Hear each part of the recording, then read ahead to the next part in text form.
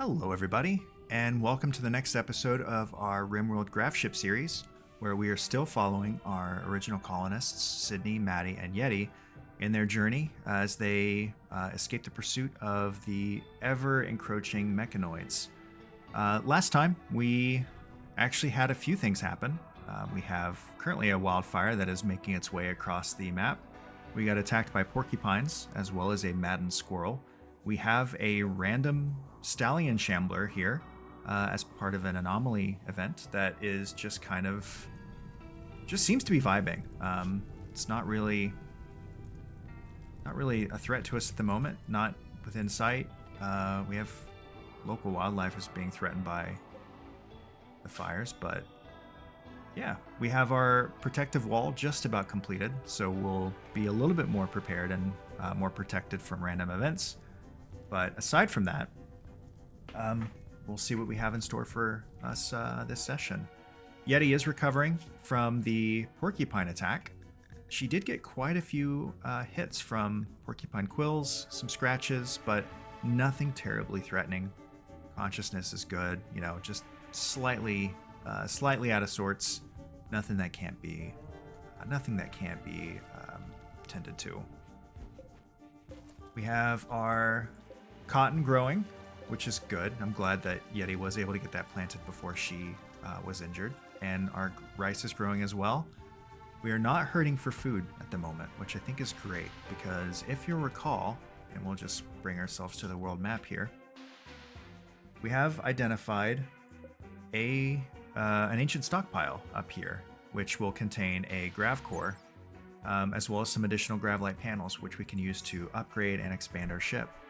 But it is in the desert, which has not very many options for farming. We will probably rely on what farming we can, as well as hunting, but hunting may also be a bit harder to do in the desert. So we want to be as prepared as possible. It's also worth noting that when we do take off, we may not be able to necessarily land right up in this area in one go. We may have to kind of stop halfway to, be part of our journey. We can't necessarily make this full distance with the ship that we have currently. So it may take 2 trips or 2 stops to get there, but that's fine.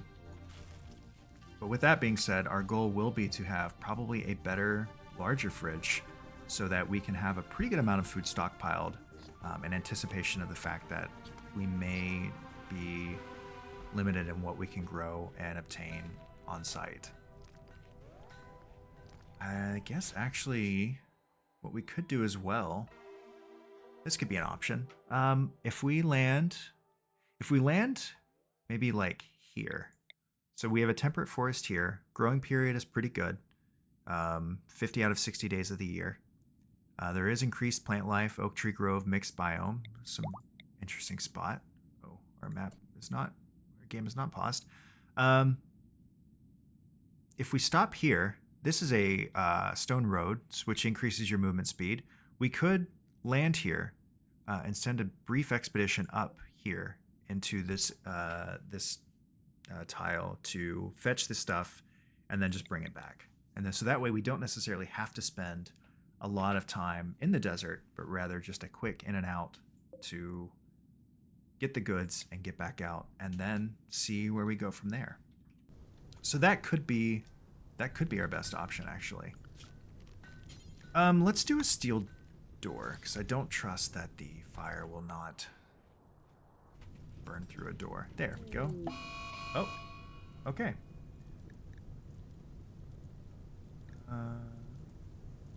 Is that just the same? Oh. Well, that's a bummer for our cotton, isn't it? The mech hive is conducting scans to determine your location. It will send a massive raid of hostile mechanoids when it locates you. Flee the map before the mechanoids arrive. So we have 5 days until the mechanoids get here. So it would appear our time here is coming to an end, which is a huge bummer because we just planted this cotton and we are absolutely not going to be able to harvest it. So that will have to happen at our next stop. And we also need to quickly figure out what our plan is for our yaks. I suppose we will take them with us. The milk is nice. It's just some additional food, which is good. And we should be able to get another large haul of rice to take for the road. And don't necessarily need any of this. What do we want to prioritize? We want this. We definitely want to get the compacted machinery. So we'll set that as a target here. Do we want to kill this cougar?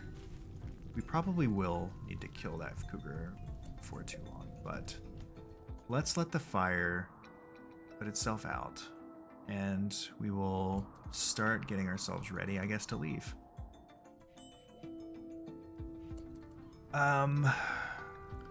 Okay, so new focus then. If we were to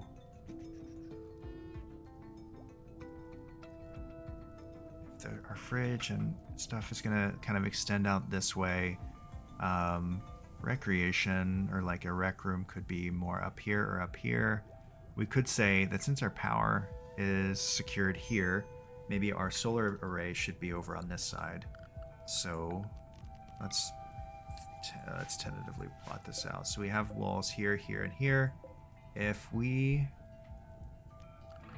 let's see, if we were to get rid of this block, put one here, and then one there, we could wall them off, but then keep them unroofed. So then that's 2 solar panels. I think that'll work. So let's get rid of this block. And then we can extend our platform out. Let's see. One out to there, up to tile above the door. I think this should be good. Yeah, I think that looks roughly correct. Shaking noise. The thing with the fire, if you're worried about, oh, Shambler's made his way further up as well.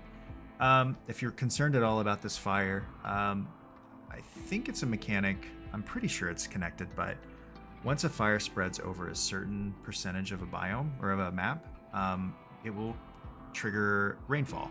So as the fire grows and gets larger, eventually rain will start, which will kind of prevent it from overtaking everything, basically.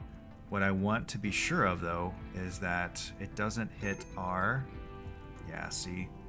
He's not hungry, so we will allow this door. Oh, and...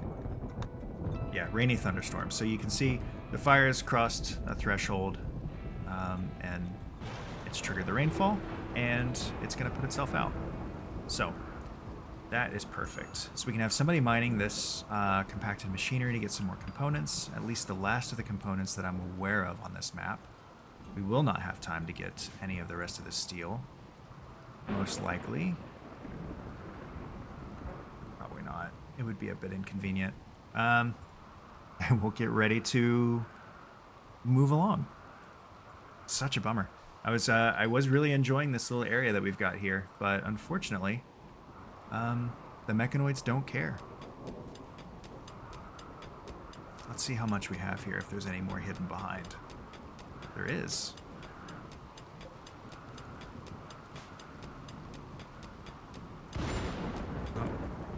Oh my gosh. Okay, that's not great. Yeti's got it. Okay, that's fine.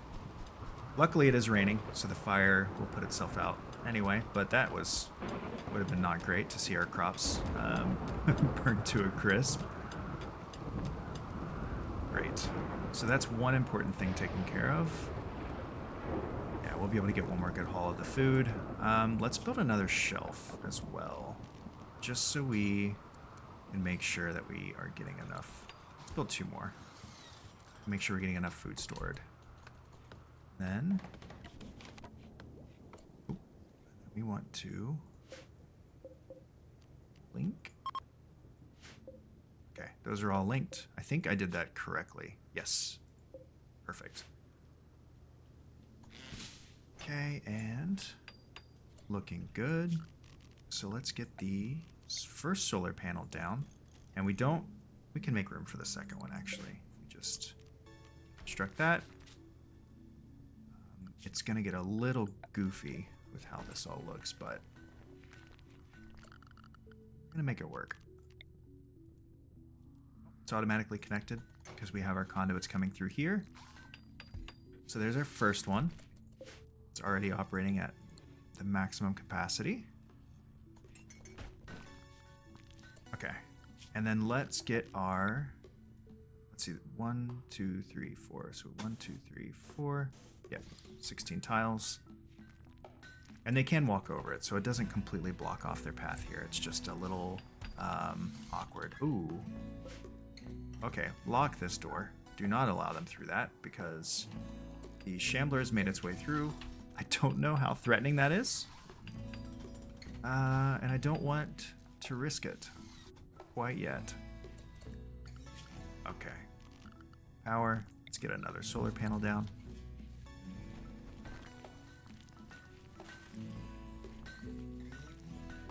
Are we storing? Yeah, we're storing the blocks. We'll take those with us for defense in our next map. Yeah, it's very likely that this episode will be more focused on getting us to our next destination and seeing what it looks like. We have our what will probably be our final rice haul coming in. It is such a bummer we're going to miss out on this cotton, but we can immediately plant some new cotton in the next area because we have a pretty good base of food to take with us. And in fact, let us get this up to, let's start at 6, but then make 15. Actually, let's start at, whoa, 7. Okay, that way we'll keep more on hand, but still have enough of a gap that Maddie's not cooking 24/7. Bad was that disturbed sleep. Decent barracks. Still need to do more there, but not bad. Luxuriantly comfortable. Why is that? Oh, is this? Oh, that's the good one. But this is the excellent one. What is her? Let's see. I am resting on clouds of heaven. Is everyone getting that? That's pretty helpful. It's a shame the... Oh. Serious pain. Oh, God. Okay. It must be surgically removed. I did not think about that. So pain is not great right now. Okay. New plan. When everyone is up and Sydney is in a good enough mood, we will remove those quills from poor Yeti, who has just had... I'm assuming this is not a risky procedure. Yeah, it's just... You just have to pull them out. Okay, that's fine. Let's remove porcupine quills. So once Sydney is available for that, we will get that done. I was just wondering why, like, serious pain. That's not great. Oh, we don't need to allow sewing there anymore. We're good. We've gotten what we can.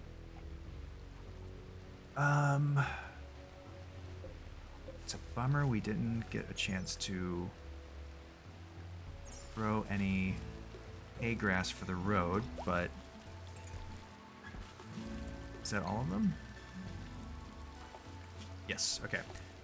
But if we do end up in another grassy area, they will still have plenty to eat. We just need to build them a pen pretty quickly. We're down to 3 days.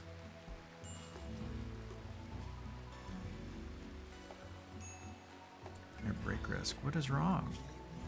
Soaking wet, decent barracks, disturbed sleep. Yeah, that's fair. How good are these chairs? Normal. Normal. They're fine. Let us install. Nowhere really to put that, but we can uninstall it and take it with us. Can we uninstall you? We cannot. Uninstall you. Then let's deconstruct the wind turbine as well. Let's see if we can't. Go. Oh, we did get some components out of it, so that's great. would have hated for those to go to waste. And I think our solar panel should give us a good lift. And we're going into a heat wave, so it's a great time for us to move on. Psychic Soothe, though, so that will help offset that a bit. Just so much happening. This is kind of how Randy Random works. I think I had mentioned it previously, but Cassandra Classic has a pretty regular routine for events happening. Phoebe Chillax will have events happen at with more of a gap between them, so a slower pace, while Randy Random just kind of does whatever he wants. As you can see, we've just kind of had a heat wave followed by a Psychic Soothe. We have had a Horse Shambler come through, and we've been attacked by maddened squirrels and porcupines. So it's been, and we also got some yaks. So it's not been, it's been slow. There's not been a lot of combat action, but it certainly hasn't been without some events happening. Still kind of wondering what to do with these, but what are you gonna do? Okay, we can probably pause these after this. Suspend that operation. I don't even think we have any more granite anyway. Yeah. 2 days. Need to wait for you. Yeah, the cotton's definitely not coming with us. Yeah, kind of just is what it is at this point.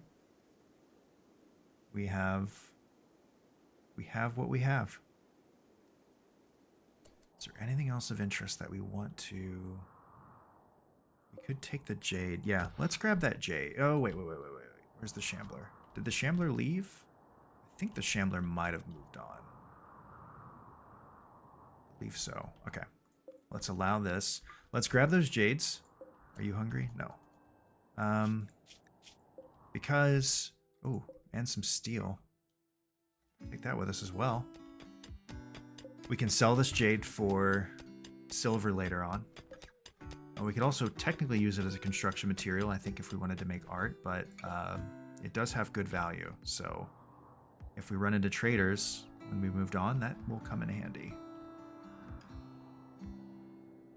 But I think there's not really much else tying us here at the moment. Got the jade. Let's see. Anything else? Don't think so. So I think we're probably good to just go ahead and move on. So let's move this into our, unfortunately, move this into our structure here. Once that's done, they will start to wrangle the 3 yaks into our ship so that we can take them with us. We have a mad boom rat. That's fine. No one's going outside. And pretty soon that boom rat will be extinct because... There we go. Okay. The thing with the Gravship is when you leave a tile, it will destroy the entire tile. There is no coming back to this location once we moved on. So, unfortunately for this boom rat, that is going to be the end of him. Oh, let's see. Do we not have this configured to allow us to put furniture? Should be able to. Foods. Corpses. I mean, everything looks like it's allowed. Oh well. We can build a new one. Okay. That being said, let us get ready to launch. So again, our expected quality is not great. Yeti's piloting ability is very high, Maddie's is very low, and Sydney has no piloting ability. So where we land, we will be stuck, guaranteed we will be stuck for 4.9 days. There is also a 62% chance of having a minor incident, which is lower than it was the first time. So Yeti's improved intellectual skill is helping to reduce the odds that something bad happens. But, oh, I didn't realize that this was an option too.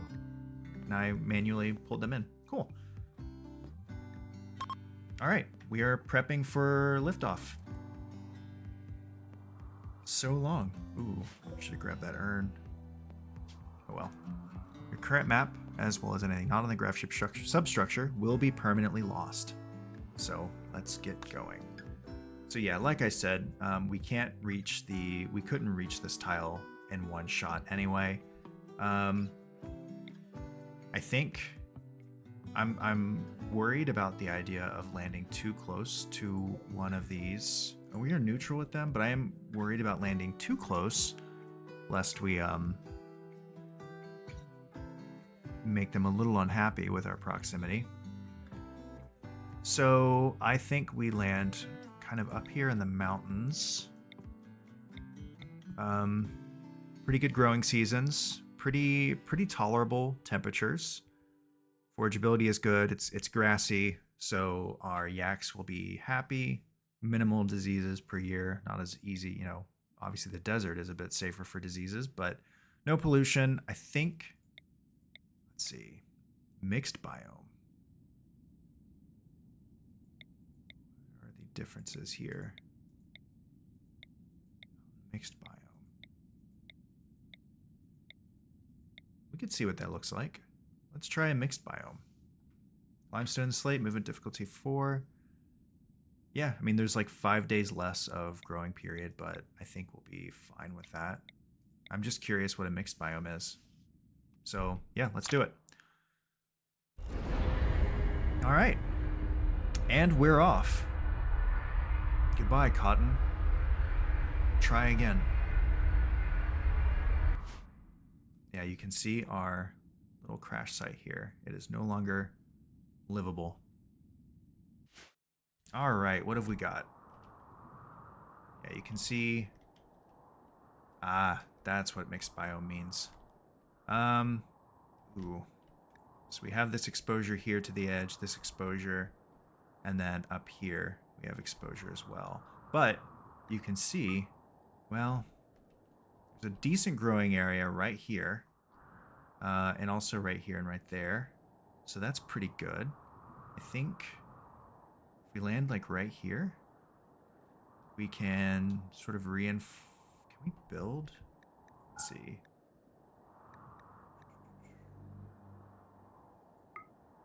Yeah, we can build in these areas. So we could build defenses up at the top. A lot of rams. I think those are rams. We just have to decide where we want our defenses to go. I think rather than building 2 walls here and here, we just wall up like this, and then this can be kind of our protective area. And if we wall up here, could work one way or the other. I think, well, actually, if we use this as our protective area, there's less trees and stuff that our enemy can protect themselves with, just as much as there would be for us. So like down here, there's trees in the way we would have to clear. New trees would constantly be growing. Up here, it's just flat, perfect terrain for us to shoot from to protect ourselves. So I think that makes the most sense. So let's land ourselves like right here. We have a little bit more. We don't have a ton of room to continue to expand our ship here, but I guess we could also, no, because it'll take over some of this ground. I don't really want to rotate. Can we build? I mean, actually, no, this is good. Because this is just different types of ground. Yeah. No, we have plenty of room, actually. So if we were to land, like, right here, in fact, that would be good. And then we can, yeah, there's already some walls here anyway. We can just finish off these walls and then build our defenses up here. So the downside of this is going to be, yeah, we can't build, unfortunately, right there. Downside of this is when we do get attacked, it's going to, you know, depending on where our colonists are, they'll have to move a little bit further to get up to where our defenses are, but we'll make it work. Not super worried about it quite yet.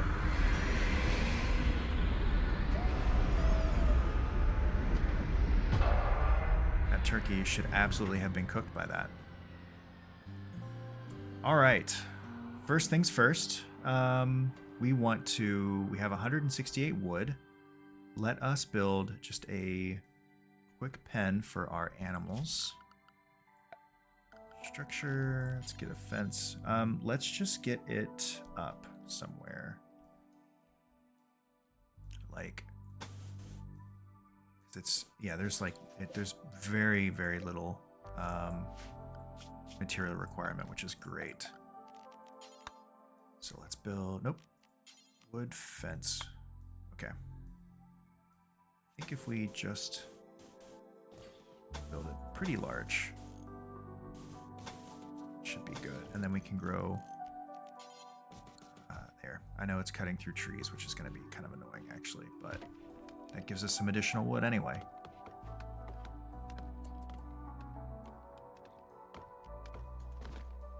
Go.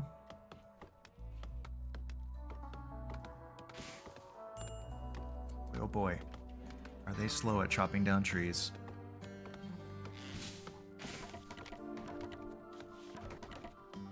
Come on, Sydney. You can do better than this.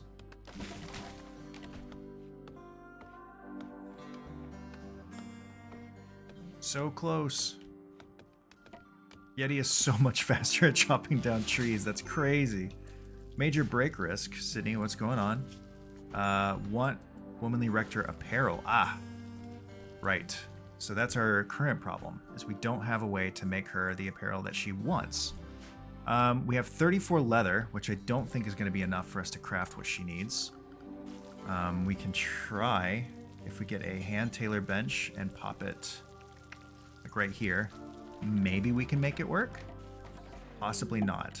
Whoa, okay. A bodyguard named Winkishion is crashing in a transport pod nearby. If she survives the impact, she will be badly wounded. Winkishion is from your enemy Yowubit. You can capture her for recruitment or for slavery purposes. So it is a lady, and we are female supremacists, so that works in her favor. She has 6 hours to live. Holy hell. Good shooting passion, melee passion, construction interest, animals interest, and is very strong with animals. She is incapable of social and firefighting. She is a pyromaniac.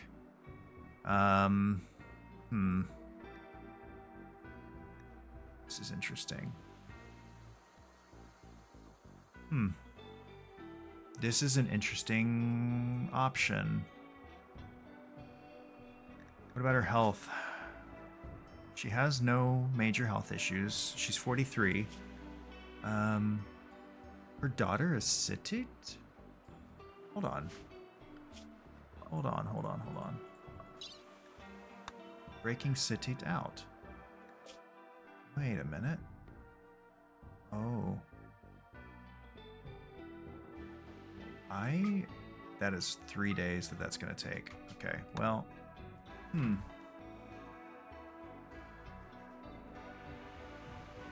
That's really interesting. So this could create kind of an opportunity for us. So if we do capture Waishia, we do have a quest available that expires in 12 days to break her daughter out from prison. So that is something to consider. We need a place to put her for now, though, don't we? Don't really have a good spot for her.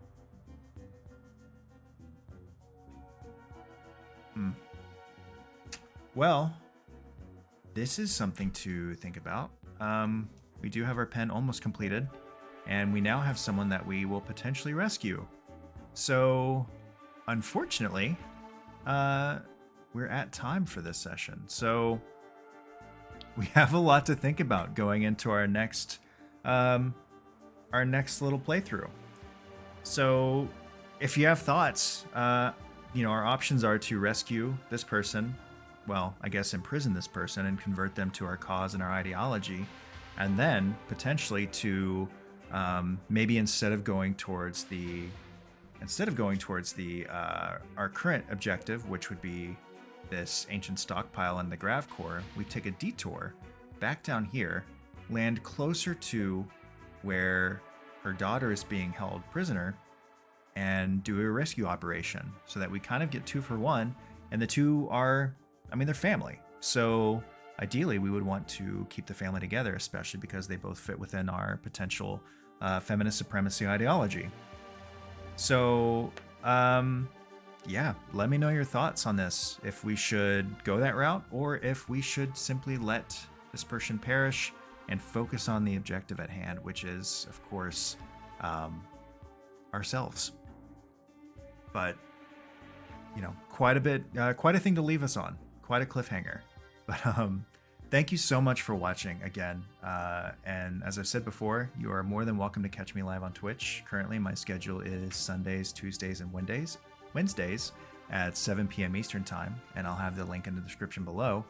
But I hope you guys have a great day, and we will see you next time. Thank you so much.